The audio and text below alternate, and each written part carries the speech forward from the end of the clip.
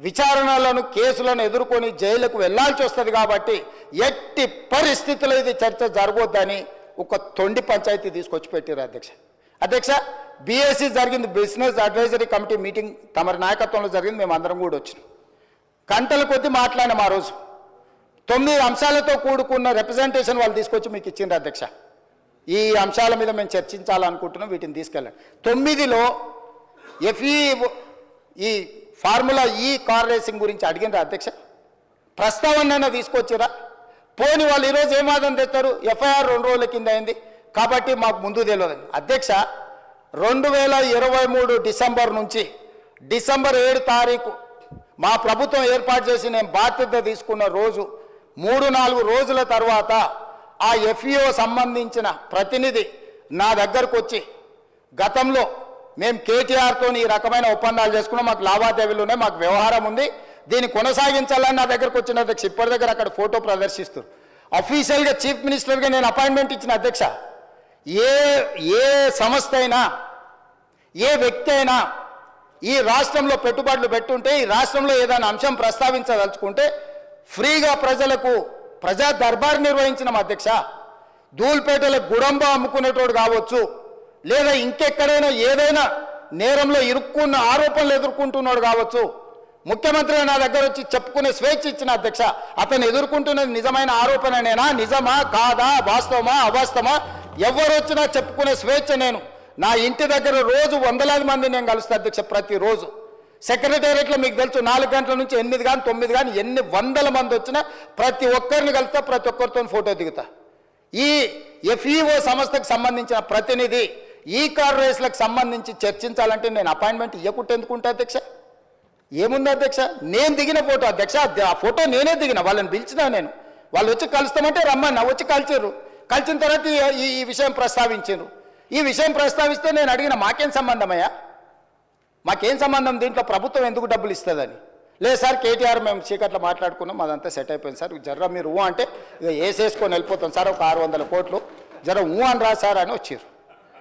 అనే ముందర ఫస్ట్ అయితే అధికారులను అడుగుదామని చెప్పి ఆయన చెప్పిన తర్వాతనే దీని వెనకాల ఉన్న వ్యవహారం ఏంది అనేది నేను అధికారులను పిలిచి అడిగిన అధ్యక్ష.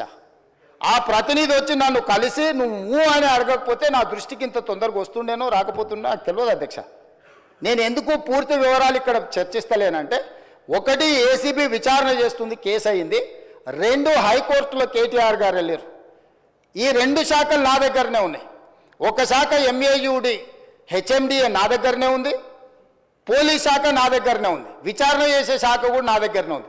నేను ముఖ్యమంత్రికి సభలో దీంట్లో ఎక్కువ తక్కువ వివరాలు మాట్లాడితే విచారణ అధికారులు దీనికి ప్రభావితానికి లోనయ్యి నా మీద కక్షాపూరితంగా వ్యవహరిస్తుందని తారక రామారావు గారు ఈ అంశాన్ని కోర్టుల అడ్వాంటేజ్ వాడుకుంటాడు అని చెప్పి నేను ఎక్కువ వివరాలు మాట్లాడతలేను అధ్యక్ష. నేను స్పష్టంగా చెప్పదలుచుకున్నా అధ్యక్ష.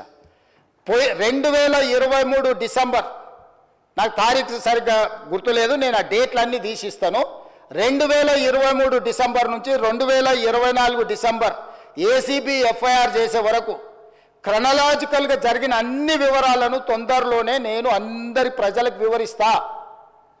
ఆ సంస్థకు సంబంధించిన ప్రతినిధి నన్ను కలిసి నాకు వాళ్ళు జరిగిన లోపాయకారి ఒప్పందాల గురించి చెప్పి దీన్ని నువ్వు సహకరించాలని అడిగినప్పుడు శాఖ నుంచి సమాచారాన్ని తెప్పించుకొని ఇది తెలంగాణ రాష్ట్ర ప్రజలకు సంబంధించిన సొమ్ము, హైదరాబాద్ నగర అభివృద్ధి కోసం మాత్రమే వాడాలి, కొద్దిమంది తోసుకుంటే కుదరదు అని చెప్పి దాన్ని వివిధ సందర్భాలలో అధికారుల నుంచి సమాచారాన్ని సేకరించి అధికారులకు పై అధికారులు నోటీసులు ఇచ్చి వాళ్ళు ఇచ్చిన రిప్లైల ఆధారంగా దాన్ని విచారణ చేపట్టాలి అని చెప్పి ఈరోజు ఫిర్యాదు చేసినాం అధ్యక్ష. సంవత్సరం నుంచి నానుతున్న సబ్జెక్టు, సంవత్సరం నుంచి పత్రికలలో రాస్తున్న సబ్జెక్టు, సంవత్సరం నుంచి టీవీలలో పేపర్లలో చర్చ జరుగుతున్న సబ్జెక్టు. 4 సమావేశాలు జరిగినాయి అధ్యక్ష. మన ప్రభుత్వం వచ్చినాక తమరి నేతృత్వంలోనే, తమరు స్పీకర్ అయిన తర్వాత ఈ శాసనసభ సమావేశం ఒక్కసారి కాదు 4 సార్లు జరిగింది అధ్యక్ష. ఇది 4వ సమావేశం. 4 సమావేశాలలో ఏ రోజైనా ఫార్ములా ఈ రేస్ గురించి బీఆర్ఎస్ ఎప్పుడైనా మాట్లాడిందా అధ్యక్ష? ప్రపంచంలో ఉండే చంద్రమండలంలో ఉండే ధూళి దుమ్ము గురించి అనకాపల్లి నుంచి అమలాపురం నుంచి అమెరికా వరకు కేటీఆర్ గారు అన్ని విషయాలు మాట్లాడిండు. ట్విట్టర్ పిట్ట రోజు విషయాలను ప్రస్తావించిన ఏ రోజు అన్నా ఈ ట్విట్టర్ పిట్ట ఈ ఫార్ములా ఈ రేస్ గురించి ఎప్పుడైనా మాట్లాడిండు అధ్యక్ష? ఇవాళ నిన్న సాయంత్రం నుంచి ఎట్టి పరిస్థితుల్లో చర్చ జరగాల్సిందే, ఈ సభను నడవనీయం. ఏంటి అధ్యక్ష దురహంకారం? 2023 డిసెంబర్లో ఓడించి అధికారంలోకి వెళ్ళి దించారు. ఇంకా వాళ్ళ అహంభావం తగ్గలేదని 2024 పార్లమెంట్ ఎన్నికల్లో డిపాజిట్లు గుంజుకున్నారు అధ్యక్ష. అయినా ఇంకా వీళ్ళు అధికారం పోయినా మారలేదు, డిపాజిట్లు పోయినా మారలేదు. ఈరోజు మెదడు కూడా పోయినట్టుంది అధ్యక్ష వాళ్ళు చేస్తున్న అల్లరి చిల్లర పనులు చూస్తుంటే. అధ్యక్ష, మనం బాధ్యత కలిగిన ప్రజాప్రతినిధులం. ఇంత కీలకమైన సమస్య చర్చ జరుగుతున్నప్పుడు ఈ చర్చను కొనసాగించి చర్చ పూర్తయిన తర్వాత తీసుకోమని అడగనున్నారు అధ్యక్ష. తమరు అనుమతిస్తే ఏదైనా.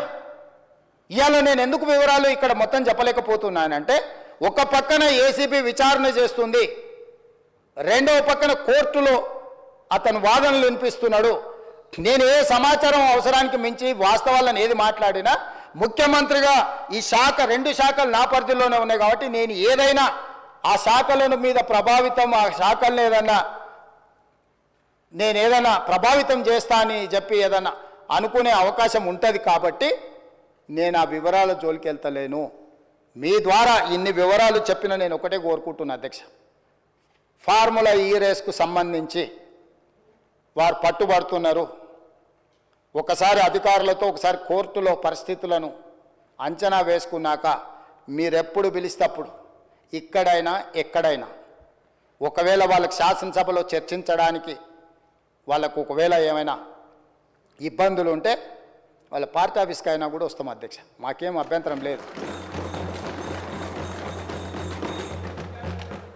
100 కోట్లు ప్రభుత్వం సొమ్ము కొల్లగొట్టి ఇతర దేశాలకు తరలించి మేము పట్టుకున్నాక ఇక్కడ నుంచి అక్కడికి పోయింది తెలిసిందే కదా అంటాడు అధ్యక్ష. మీ ఖాతాలో ఉన్న పైసలు సైబర్ క్రైమ్ వాడు వేరే ఖాతాలకు మార్చుకొని వాడు ఏడో కొండ మీద కూర్చొని ప్రసాద్ గారి ఖాతాలో ఉన్న సొమ్మంతా నా దగ్గరకు వచ్చింది, నన్నేందుకు పట్టుకునేది అంటే మన అర్థం ఉందా అధ్యక్ష?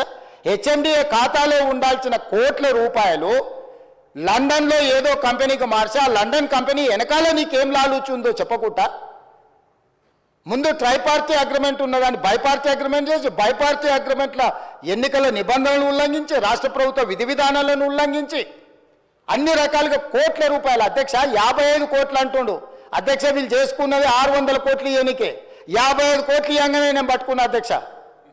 55 కోట్లు ఇవ్వగానే నేను పట్టుకున్నా కాబట్టి 500 కోట్లు మిగిలిపోయినాయి అధ్యక్ష. లేకపోతే నేను ఆయన వచ్చిండు కదా చెప్పిన కదా అధ్యక్ష, జర్ర అని అయిపోతుందని. నేను జర్ర అంటే 600 పోతుండే అధ్యక్ష. 55 కోట్లు చిన్న అమౌంట్ అధ్యక్ష ప్రజలది. ఇవాళ హాస్పిటల్లో 50,000 లక్ష రూపాయలు హాస్పిటల్ ఖర్చులకు లేకుండా ప్రాణాలు పోతున్నాయి అధ్యక్ష. ప్రభుత్వ సొమ్ముకు జవాబుదారీతనంగా ఉండాల్సిన ప్రజాప్రతినిధులు 55 కోట్లు పోతే ఏమైంది? ఇవాళ ఈ రేసులు అంటాడు, ఫార్ములా రేసులు అంటాడు, ఎల్లుండి రేసు గుర్రాలతో కూడా ప్రతిష్ట వస్తుందంట, ఆ తర్వాత జువ్వా కూడా ఇది అంటాడు, ఆ తర్వాత గుట్కా కూడా అంటాడు, ఆ తర్వాత డ్రగ్స్ కూడా అంటాడు. ఇవన్నీ కూడా ఏదో రకంగా పాపులారిటీ తెచ్చేటివే కదా అధ్యక్ష. ఫామ్ హౌస్లో డ్రగ్స్ దొరుకుతాయా, మేము పడకపోతే దావత్ చేసుకోవద్దా అంటాడు. ఏంది అధ్యక్ష ఈ దబాయింపు? ఏంది పండుగ పూట దీపావళి పండుగ పూట మనం చేసుకుంటే చిచ్చుబుట్లు కాల్చుకుంటాం అధ్యక్ష, సారాబుట్లు పెట్టుకుంటాం అధ్యక్ష. డైరెక్ట్ డ్రగ్స్ కొకేన్ కన్జ్యూమ్ చేసిన వ్యక్తి ఆ ఇంట్లో పట్టుబడితే బయటకు వచ్చి దబాయిస్తాడు. అవును, మా బామార్ది గృహప్రవేశం చేసుకుంటే కనీసం కొకేన్ అన్న తీసుకోమా మేము? ఏ సంస్కృతిలో ఏ సాంప్రదాయంలో ఉందో అధ్యక్ష? మీరు చూడండి వారు ఏం మాట్లాడుతున్నారో. సరే వీళ్ళు ఇట్లా మాట్లాడితే ఇప్పుడు నిన్న మీరే చూసారు కదా అధ్యక్ష, పెద్దల శ్రీనివాసరెడ్డి గారు కూడా చెప్పారు, ఔటర్ రింగ్ రోడ్ విషయంలో నువ్వు క్యాన్సిల్ చేసేయి. ఈయననే కాదు, వెనకాల నుంచి మైక్లో లేడు, ఆయన కూడా అన్నాడు క్యాన్సిల్ చేయాలంటే ఎట్లా చేయాలి అధ్యక్ష? విచారణ చేయకుంటే unilateral cancellation, one side cancellation జరుగుద్దా అధ్యక్ష? ఏదైనా ఒక ఒప్పందము నగదు బదిలీ అయిన తర్వాత ఆ నగదు బదిలీ చేసి ప్రభుత్వం చేసుకున్న ఒప్పందము ఏదైనా రద్దు చేయాలంటే విచారణ జరగాలి, విచారణలో తప్పు జరిగిందని నిరూపించాలి. తప్పు జరిగిందని నిరూపించిన తర్వాతనే చట్ట ప్రకారము రద్దు చేయడానికి అవకాశం ఉంటుంది. అడిగింది వాళ్ళే, డిమాండ్ చేసింది వాళ్ళే, నేను లేచి నించొని ప్రకటించిన తర్వాత మళ్ళీ హరీష్ రావు గారు అభినందించండు, మేము స్వాగతిస్తున్నాం మీ విచారణని. ఇవ్వాలంటే నా మీద కక్షతోని విచారణకు ఆదేశించిండని. అంటే ఔటర్ రింగ్ రోడ్ అమ్ముకున్నా ఏమనొద్దు, హెచ్ఎండిఏలో 100 కోట్లు విదేశాలకు తరలించి ఆ విదేశాలలో మీరు ఎట్టెట్లా వంచుకుంటారో ఎవరెవరు ఈ నుంచి నువ్వు ఎఫ్ఈఓ ఖాతాలకు పోయిందో చూపిస్తున్నావు. ఎఫ్ఈఓ ఖాతాల నుంచి లండన్లో ఎవరి ఖాతాలకు పోయినా మళ్ళీ అవతల ఎవరు తేల్చాలి అధ్యక్ష? విచారణ చేయకుండా తేలుతుందా అధ్యక్ష? ప్లస్ నోట్లు పంపలే అధ్యక్ష, పౌండ్స్ కొనాలి ప్రభుత్వం అంటే ఆర్బీఐ అనుమతి తీసుకోవాలి అధ్యక్ష. ఫారిన్ కరెన్సీ పర్చేజ్ చేయాలంటే ఏ ట్రాన్సాక్షన్ చేయాలన్నా రిజర్వ్ బ్యాంక్ గైడ్ లైన్స్ ఉన్నాయి అధ్యక్ష. ఎట్లా పడితే అట్లా నా దగ్గర నోట్లు ఉన్నాయని నోట్లు ఇచ్చి డాలర్లు కొంటా, డాలర్లు ఇచ్చి పౌండ్స్ కొంటా, లేకపోతే రూపీలు కొంటా అని లేదు అధ్యక్ష. భారతదేశము రాజ్యాంగం పరిధిలో రిజర్వ్ బ్యాంకు కొన్ని నిబంధనలు అధ్యక్ష. పౌండ్స్ కొనాలంటే రిజర్వ్ బ్యాంక్ అనుమతి ఇవ్వాలి అధ్యక్ష.